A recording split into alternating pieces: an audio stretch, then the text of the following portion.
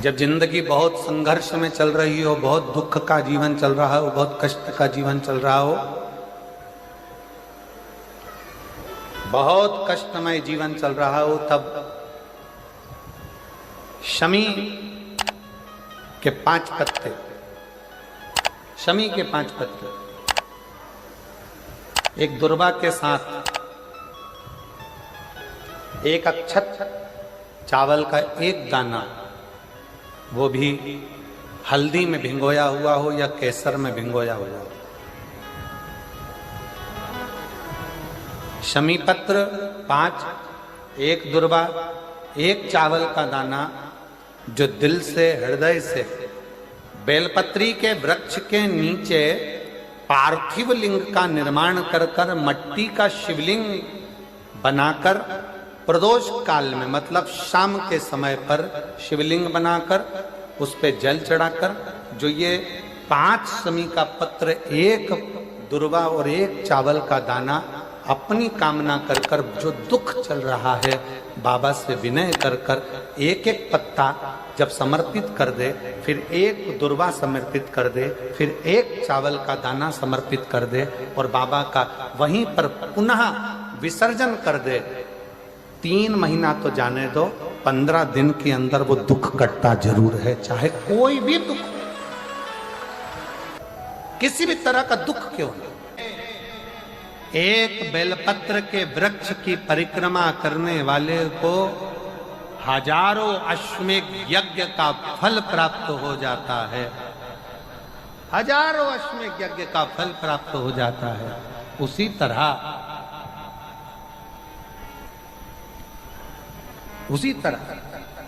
एक पार्थिव लिंग का निर्माण करने वाले को, मिट्टी का शिवलिंग का निर्माण कर कर पूजन करने वालों को 12 ज्योतिर्लिंग के शिवलिंग के दर्शन का पुण्य फल प्राप्त।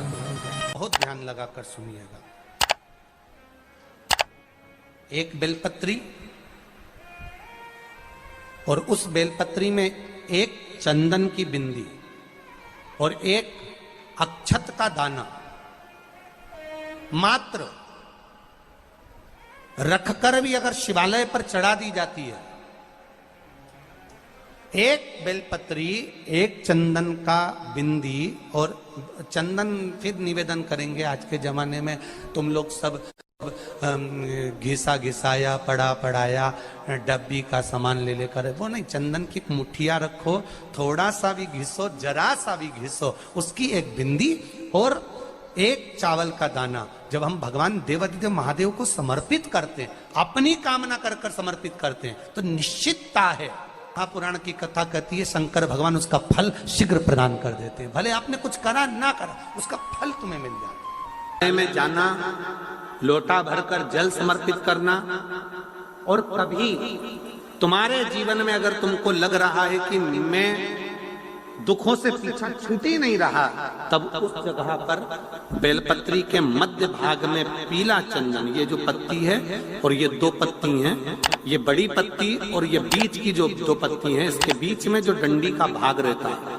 जो बीच में डंडी का जो भाग है, बड़ी पत्ती और ये 2 छोटी पत्ती के मध्य में जो डंडी का भाग है, उस डंडी के भाग में पीला चंदन और एक अक्षत पीला, शंकर भगवान को आप अगर प्रदोष काल में समर्पित कर रहे हैं, तो ये निश्चित है कि धीरे धीरे कर कर वो दुख समाप्त होगा, वो दुख कटेगा ही।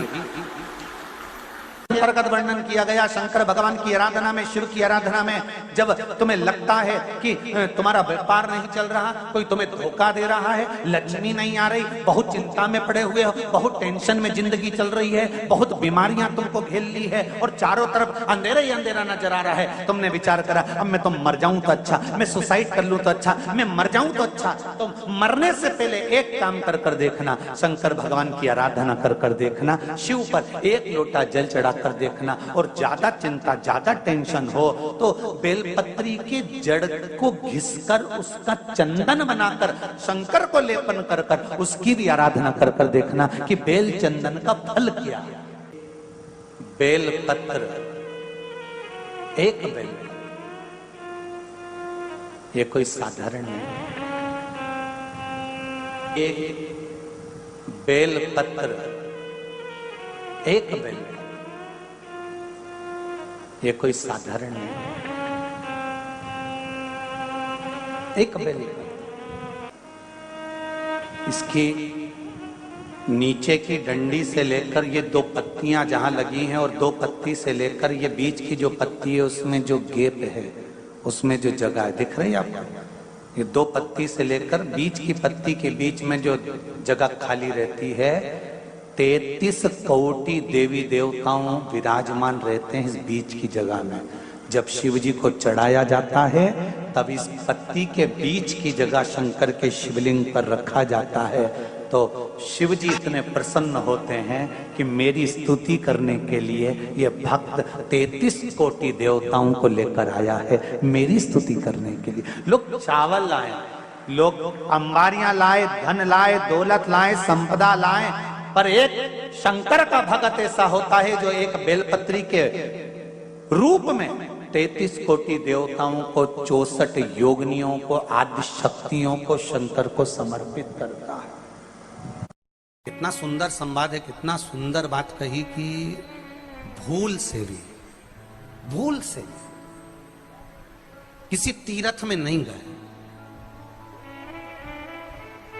कहीं हमने गौदान नहीं करा, कहीं हम किसी तीर्थ में नहीं गए, हमने कहीं गौदान नहीं करा, हमने कहीं ब्राह्मण भोजन नहीं कराया, हम कहीं गंगा यमुना कावेरी सरस्वती नर्मदा छिपरा पुण्यवान नदी में हम स्नान नहीं कर पाए। शिव महापुराण की कथा कहती है भूलवश भी अगर पिपलेश्वर या बटकेश्वर किसी शिवालय पर भूल से भी अगर एक लोटा जल चढ़ जाता है तो देव अधिदेव महादेव सारे तीर्थों का फल अपने आप प्रदान कर देते हैं। भूल से भी चढ़,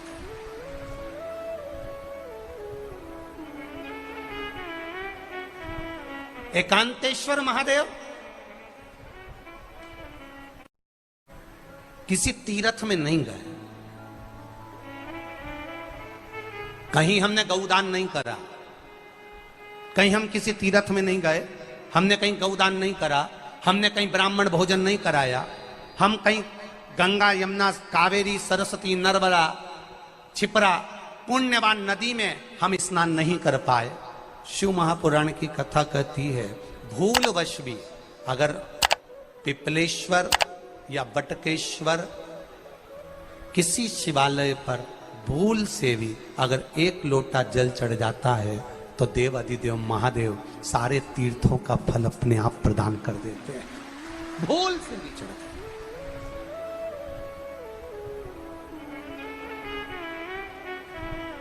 एकांतेश्वर महादेव जो कि एकांत में बैठा हुआ है, एकांतेश्वर महादेव अकेला बैठा है अलमस्त होकर। आप जा रहे हो गाड़ी लेकर, आप 4 व्हीलर गाड़ी में जा रहे हो, ट्रैक्टर में जा रहे हो, ट्राली में बैठकर जा रहे हो, क्रूजर में बैठकर जा रहे हो, 2 व्हीलर गाड़ी में बैठकर जा रहे हो, और एकांतेश्वर महादेव का मंदिर दिख गया, कोई एकांत में, भले उसका नाम नहीं मालूम तुमको कि कौन सा महादेव, पर अकेला बैठा है जंगल में, वृक्ष की छांव में, एक ओटले पर, कोई दीवार नहीं, कोई जाली नहीं, कोई गेट नहीं, कुछ भी नहीं। ये शिव मंदिर में जाकर एक लोटा जल समर्पित करती थी, और शास्त्र कहता है कि शंकर के मंदिर में अगर एक लोटा जल कोई एक परिवार का व्यक्ति भी समर्पित कर रहा है तो समझ लेना कि वो अपनी 71 पीढ़ी को पार लगा रहा है। वो अकेला नहीं, 71 पीढ़ी को पार लगा रहा है। शिव महापुराण की कथा कहती है जब बच्चा गर्भ में आता है, माता के गर्भ में जब संतान आती है और माता के गर्भ में जब संतान रहती है, उस 9 महीने में स्त्री नारी अगर कहीं शंकर के मंदिर के सामने से निकल जाए, या शिवालय का जल स्त्री को मिला हो, या शंकर भगवान का कोई प्रसाद, या शंकर भगवान का कोई नाम जाप, या शंकर भगवान का कोई मंत्र जाप उस स्त्री के कानों में पहुंच जाए, तो जो गर्भ में बच्चा होता है वो बच्चा शंकर की कथा तक या शिवालय तक उसको बिना बोले ही वो अपने आप चला ही जाता है, पहुंच ही जाता है। उस गर्भ में रहने वाले बच्चे को भगवान शंकर के मंदिर के सामने से भी कोई गर्भवती स्त्री निकल कर चली जाती है तो उसका भी फल उसको प्राप्त हो जाता है। उसका भी फल उसको प्राप्त हो जाता, और वो फल साधारण नहीं होता। क्यों? बेलपत्री को जब भी चढ़ाया जाता है तो पीछे की डंडी पकड़कर नहीं चढ़ाया जाता। बेलपत्री को चढ़ाने के लिए मध्य भाग को, जैसे यह बेलपत्र होता है तो इसका मध्य की जो डंडी होती है, मध्य भाग होता है बेलपत्री का, तब मध्य भाग को पकड़कर हम भगवान शंकर को बेलपत्र समर्पित करते हैं। कोई भी बेलपत्र ऐसे नहीं चढ़ाता कि डंडी पकड़ के चढ़ा दिया, फिर पीछे की डंडी पकड़ के चढ़ा दिया, फिर पीछे की डंडी पकड़ के चढ़ा दिया, फिर डंडी पकड़ा, फिर चढ़ा दिया ना। मेरे देवादिदेव महादेव को जब भी बेलपत्र चढ़ाया जाता है तो मध्य भाग, पीछे की डंडी पकड़कर नहीं, मध्य भाग से भगवान शंकर को बेलपत्र समर्पित किया जाता है। मध्य भाग से जब भी पकड़ेंगे तो मध्य भाग को पकड़कर बेलपत्र समर्पित करेंगे। क्यों?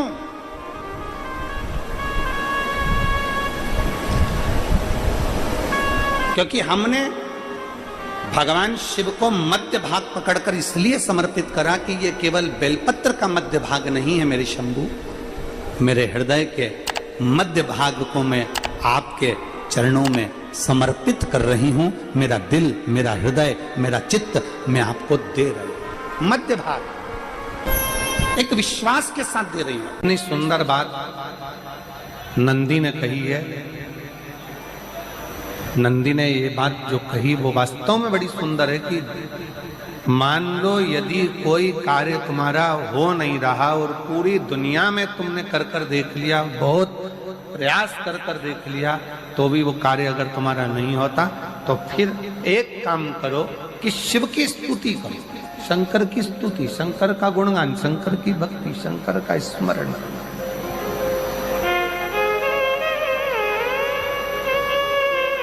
फिर शिव की स्तुति करिए, शंकर से विनय करिए, शंकर से निवेदन करिए, शंकर का गुणगान करिए।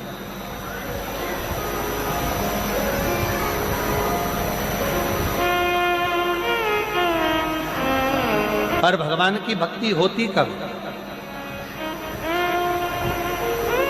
जितने आस्था चैनल पर कथा सुन रहे हैं, जितने फेसबुक यूट्यूब पर कथा सुन रहे हैं, जितने पंडाल में बैठकर शिव भक्त कथा को रसपान कर रहे हैं, उनसे निवेदन करूंगा कि शंकर की भक्ति होती कब है, शंकर का स्मरण कब होता है, शंकर की भक्ति कब होती है, शंकर की कथा सुनने में मन कब लग सकता है?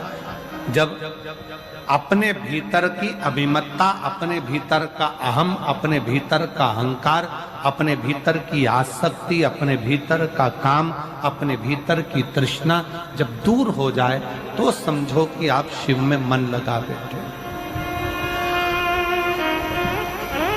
कितने सारे लोग बैठे हैं यहाँ पर कथा में, सब पंडालों के अंदर लोग शिव भक्त बैठे हुए हैं। कई लोग ऐसे भी होंगे जिनका आकर बैठ तो गए पर दिल नहीं लग पाया। दो जल व्यक्ति के जीवन को बदलते। कितने जल? जम के बोलो जरा। दो जल। एक देवादिदेव महादेव के लिए भरा गया एक लोटा जल और दूसरा है स्वयं के लिए भरा गया एक लोटा जल।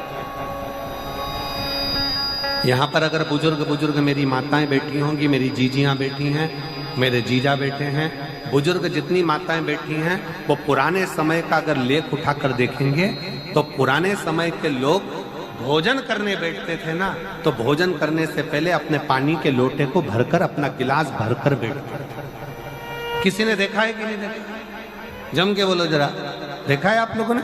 पुराने समय के लोग जब भोजन करने बैठते थे, पुराने समय के लोग जब भोजन करने बैठते थे तो अपना पानी का गिलास, अपना पानी का लोटा पहले भरकर आसन लग जाता था। बहू आसन लगा देती थी, बहू खाना बना देती थी, घर की पत्नी खाना बना देती थी, भोजन बना देती थी, घर के लोग भोजन दे देते थे। थाली कोई भी लगा कर ला कर दे, थाली कोई सजा कर ला कर दे, पर घर का जो व्यक्ति खाना खाने बैठता था, भोजन करने बैठता था, वो अपना पानी स्वयं भर कर बैठता।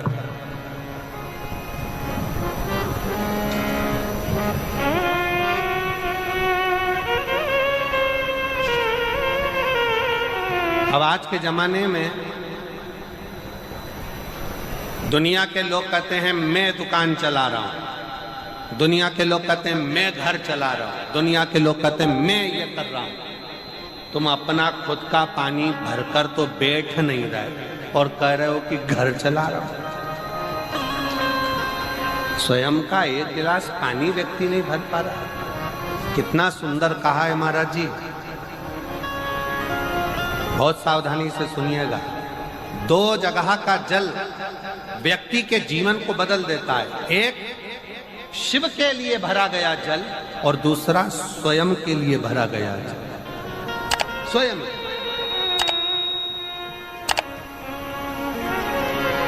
शंकर के मंदिर में जा रहे हो, एक लोटा जल अपने घर से भरकर लेकर चले जाओ और अपने घर में जब तुम भोजन करने बैठ रहे हो, जब तुम रोटी खाने बैठ रहे हो, भोजन करने बैठ रहे हो, भोजन ग्रहण करने बैठ रहे हो, जब तुम भोजन को ग्रहण करने के लिए बैठ रहे हो, तब अपने घर में जब तुम भोजन ग्रहण करने बैठ रहे हो तो एक लोटा जल या एक गिलास पानी भरकर बैठो। बहू अच्छी है, पानी भरेगी, मना नहीं है। बेटा अच्छा है, पानी भरेगा, मना नहीं है। पोता अच्छा है, पोती अच्छी है, नाती अच्छा है, पंती अच्छा है, घर में सब अच्छे। तुम्हारी पत्नी भी अच्छी है, तुम खाना खाओगे तो वो पानी ला कर दे देगी। तुम्हारी बहू भी अच्छी है, तुम भोजन करोगे तो वो पानी ला कर दे देगी। तुम्हारा परिवार का हर व्यक्ति अच्छा है, तुम्हारा कहना मानता है। तुम जिमने बैठोगे, भोजन करने बैठोगे तो वो पानी ला कर देगा। पर शिव पुराण की कथा कहती है, जो व्यक्ति भोजन करते समय अपना जल स्वयं भरकर बैठता है, उसकी जिंदगी में से 3 रोग समाप्त हो जाते हैं। कितने रोग समाप्त हो जाते हैं? 3। पहला, अपना जल स्वयं भरकर बैठने वाले के घुटने का कभी भी डॉक्टर उसके घुटने बदलने का बोलेगा ही नहीं, घुटना बदल ही नहीं सकता। स्वयं का जल भरकर बैठे। दूसरे नंबर पर, जिसकी रीढ़ की हड्डी में कमर से लेकर कंधे तक जिसकी हड्डी में दर्द होता हो, या जो सुबह सुबह सोकर उठता हो और उसके कंधे दुखते हो या पीठ दुखती हो। दूसरे नंबर का रीढ़ की हड्डी का दर्द। और तीसरे नंबर का, डॉक्टर को दवाई खा खा कर परेशान हो गए और आधा सिर का रोग, भुकुटी, ये भौएं दुखती हो, सिर दुखता हो, ये कान के पास का दर्द होता हो, तो अपना भोजन करते समय अपना पानी स्वयं भर कर बैठो। आपको ये 3 रोग से मुक्ति अपने आप मिलना प्रारंभ हो, अपने आप। अब किसी ने कहा, गुरुजी पत्नी पानी ला कर देती है, पति पानी ला कर देता है, बेटा पानी ला कर देता है, बहू पानी ला कर देती है, पोता पोती पानी ला कर देते हैं, नाती पंती पानी ला कर देते हैं, नौकर लगे घर में वो पानी ला कर देते हैं, सेवादार लगे घर में वो पानी ला कर देते हैं, तो हमको पानी लाना क्यों जरूरी है? तो अग्नि पुराण में वर्णन आता है कि जो घर में पानी जिस मटके में भरते हो, जिस हंडे में भरते हो, जिस बाल्टी में भरते हो, जिस टंकी में पानी भरते हो, पीने का पानी जिस हंडे में, मटके में, बल्टोई में, जिस गगरे में तुम भरते हो, वो स्थान पितरों का स्थान रहता है। जब हम पानी भरकर भोजन करने बैठते हैं तो हमारे पितर भी उस स्थान पर आकर निश्चित जगह पर बैठते हैं, और जब हम भोजन ग्रहण करते हैं तो हमारे पितरों के भाव का आशीर्वाद हमारे ऊपर पड़ जाता है, जिससे हमारे 3 दर्द समाप्त हो। स्वयं भरो, स्वयं।